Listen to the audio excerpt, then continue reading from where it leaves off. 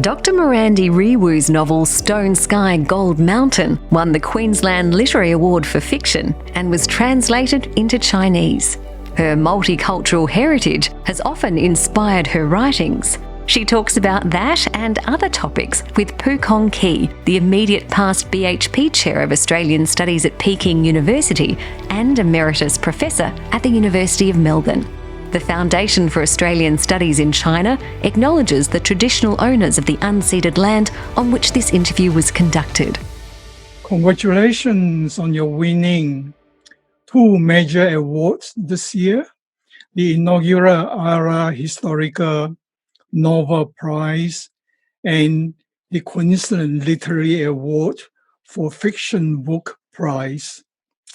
Your book, Stone Sky and Gold Mountain, was published by the University of Queensland Press.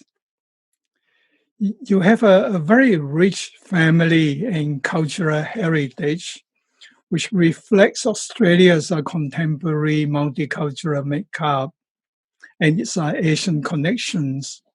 Our audience will be very interested in knowing more about Dr. Mirandi Riwoe, the author, and her Chinese, Indonesian, Irish, and Australian heritage.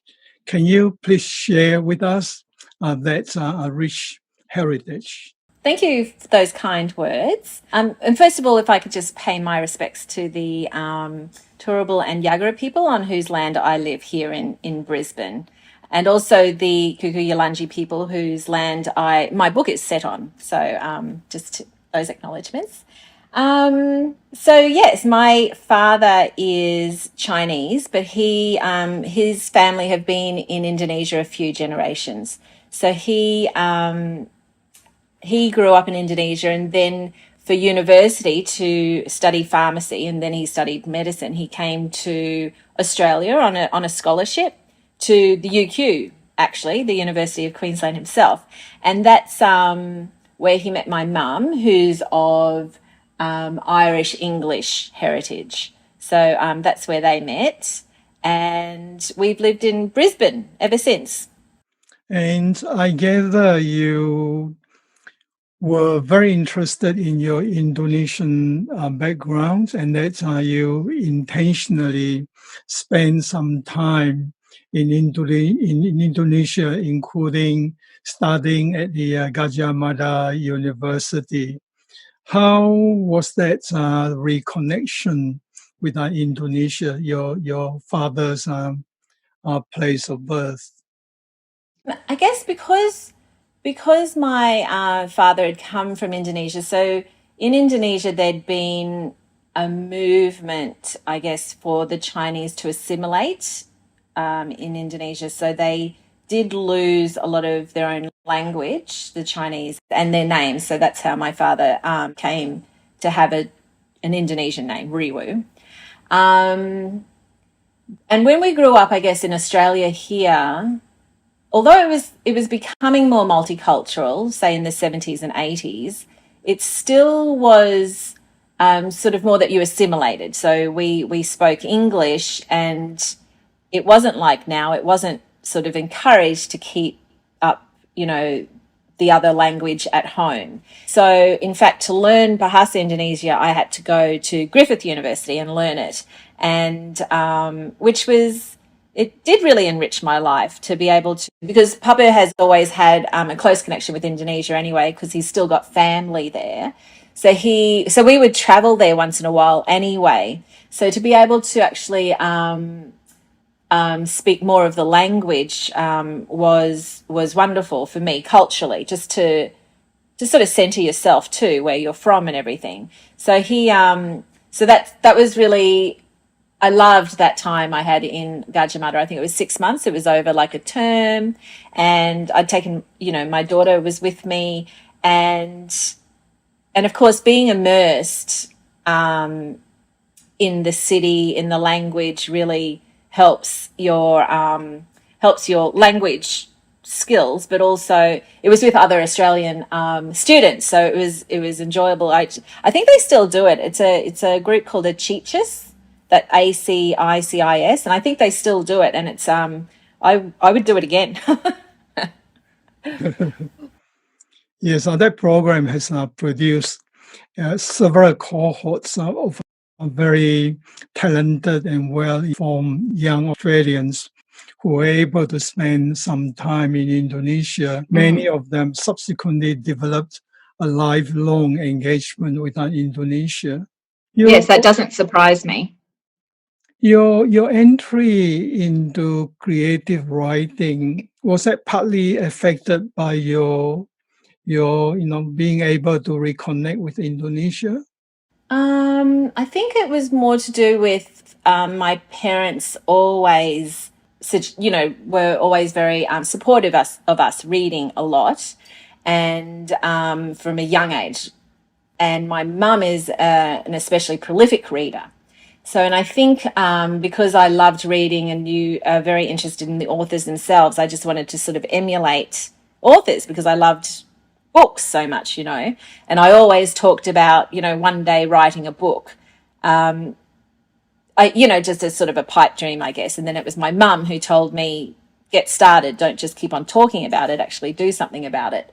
And so that was good timing, because I think you could probably talk about it for many years and not actually get started, on actually writing a book, because it's actually a bit more difficult than you actually first think it might be.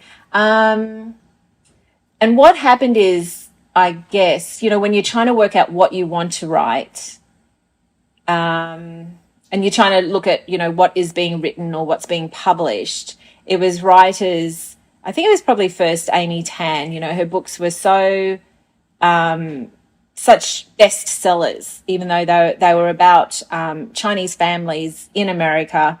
And they were huge sellers. Like, obviously there was an audience for that sort of writing or that subject matter. And that was probably the first time, and that's many years ago, but the first time that I realised there was an audience or a place or a space, in literature for stories that were similar to my story. Because growing up, I've also come to realise, just even lately, like with that Little Women movie coming out, and, like all the Jane Austen movies and everything, you come to realise that growing up, I only read about, I guess, white European women, which is how you, and it teaches you to aspire to be like that. And there weren't actually role models or characters for me as a Eurasian to aspire to, you know what I mean? So it was nice to kind of find that space. And also I think society is ready for it. I think publishers are ready for it. I think my timing has been lucky as well, in that area. So originally I did want to write about Eurasian characters, which led to the Indonesian character. And that just happened to be because I had read a book that sort of inspired that novella. And then, my father, as I said, he's Chinese. And even though they lost their language in Indonesia, being Chinese, I mean, that's the essence of my dad. He's a very proud Chinese man, and they still have, beliefs and family relations and everything that are still very Chinese. So that's always been something I'd like to write about, or explore as well. Yes. Your awards-winning novel, Stone Sky and Gold Mountain, is being translated into Chinese by a very eminent translator, Professor Liao. Can you introduce us to the background of the book, Stone Sky and Gold Mountain, your motivation in writing it? It's an intriguing title, and perhaps share with us some of the highlights of the book. Oh, okay. Well, originally, what I did want to explore was something that has always fascinated me. Like, I am, first generation Eurasian, but I've always been fascinated, especially here in Queensland. Once in a while, you'll meet a person who appears, white Australian, and they'll say something like, oh, my great-granddad was Chinese, up in North Queensland somewhere, And of course, I think there's it's just fascinating to me because there was that huge gap when we had the white Australia policy. There was a huge gap of when there weren't many Chinese here. So, and of course there was a certain amount of racism. So I was always fascinated with how in the 1800s, how a sort of Eurasian or a mixed culture relationship could have evolved, in the society or the little township that these people lived in, Usually it was a Chinese man and a white Australian woman.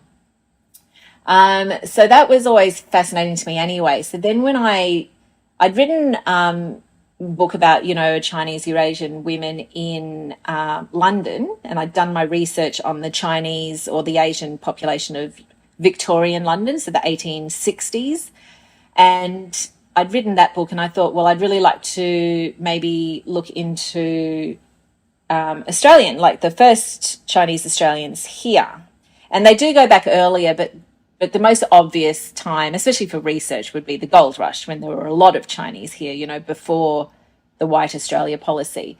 So that's, so originally what I wanted to do was write, actually, I guess, a love story between a Chinese person and a white Australian person, and explore how that relationship would have developed, how it might have developed despite racism, and that sort of thing. So that's originally was my idea. I just wanted it to be like a little sort of country love story. And then it sort of grew into what it did. And and you probably know this, but so the miners who went to the gold rush in America, which was the first gold rush, they were called Gold Mountain Men. So when they went away, they were called Gold Mountain Men. And then when they came to Australia, they were called the New Gold Mountain Men. And so originally I was only going to have Ying, the sister. It was going to be her point of view and Miriam's point of view, just the two girls. So I was going to call the book Gold Mountain Woman. But then the brother became more prominent and he had his own part. So I couldn't call it Gold Mountain Woman, or Women. So I'd read, what's his name? A very famous Chinese writer, and he rewrote a legend of a goddess of the heavens, and it's about the heavens are breaking. And so she patches up the heavens with bits of different coloured jade, representing things like wood and fire and water, earth and metal, I think, the 5 things that feature heavily in my novel. So I thought that just was really... So that's where I got the stone sky from, was this legend of this stone sky made out of jade. And that's how it became Stone Sky Gold Mountain. So the novel eventually became about the brother and sister, and the sister has to pretend to be a boy so she can travel with her brother, because women did not come here. Not many women came here. There was only a small number of women who came here from China, and it was because the Chinese didn't want the women coming here, and the Australian government didn't really want the Chinese women coming here too, because they were worried the men had settled here. So both sides didn't want the women coming here. So, and then when they're in Maytown, like when they're digging for gold, that's when they meet Miriam. She's from a sort of Irish English background, and she's working there, and she's in difficult circumstances as well. So they strike up a friendship. We had a conversation with Mr. Tom Kennelly recently, and in the conversation he was saying that he really is looking forward to someone with a Chinese heritage to tell the story of the gold rush experience. And I think your book is an important contribution to that. That's a wish of Tom, that you are able to relate the story with a credible and deep understanding of the Chinese background. So not surprisingly, the book has won 2 major awards, and I'm sure our Chinese audience will be looking very much forward to reading the translation of it. Thank you. Thank you very much. Mirandi, in a popular Australian discourse about regional differences, Queensland is quite often perceived as a conservative state where Pauline Hanson and the One Nation Party have the base. However, your book, I think, highlights the cultural diversity of Queensland, especially northern Queensland, as far back as the 19th century. And Cooktown and Palmer River feature importantly in Stone Sky and Gold Mountain. How do you interpret Queensland's, diversity, and how does that diversity, how is it being reflected in contemporary daily life in Queensland? That's interesting. I think there's just so many different facets. I think what's interesting is when I was reading about the racism, say, on the goldfields, apparently I have read that it was worse on the Victorian goldfields than in North Queensland. And I wonder if that's also to do with there were larger numbers of Chinese than white people in North Queensland, the digging for gold. So I wonder if it was just sheer numbers for why there was less racism, but maybe there was also more acceptance of the Chinese. But I know for many years, I've heard stories just even from relatives of, white Australian relatives, of how racist, say, 50, 60, 70 years ago it was, that white Australians were of Chinese people, but then you hear different stories. Like there's a very famous Chinese doctor here, and he talks about, like, in school how he was, he did suffer from racist attacks, but then I spoke to another fellow who's from North Queensland, and his great-grandfather has been here since the gold rush. He was one of the ones I sort of talked to about my book. He was of the strong opinion that they didn't come across racism, and he was half Chinese, but he was the first half Chinese in the family. Going back to the 1800s, they'd stayed full Chinese and married other Chinese all the way through in Australia. And he was quite adamant. They were shopkeepers, that sort of thing. He was quite adamant that racism wasn't terribly bad or at all. So you hear different personal accounts. And I think that could be just because for many years there weren't many Chinese because of the White Australia policy. So maybe the less numbers made people feel less threatened. I think a lot of the racist attacks actually come from a sense of feeling threatened, by numbers and losing jobs and all that sort of thing that we're feeling right now. But yeah, no, it's interesting. I think, but I do, and I have said it before, I wonder how different, especially North Queensland, would look if the White Australia policy hadn't been brought in. I think there would be many more people who look like me. It would be very interesting. And also how Queensland's economy might have been shaped if there wasn't the White Australia policy. The experience of gold mining is just one instance of our Chinese contribution, but the Chinese were also, I think, involved in the introduction of bananas, which people from Punjab in India subsequently, developed further. And then in the case of the sugarcane industry, Pacific Islanders, including people from Fiji, contributed importantly to it.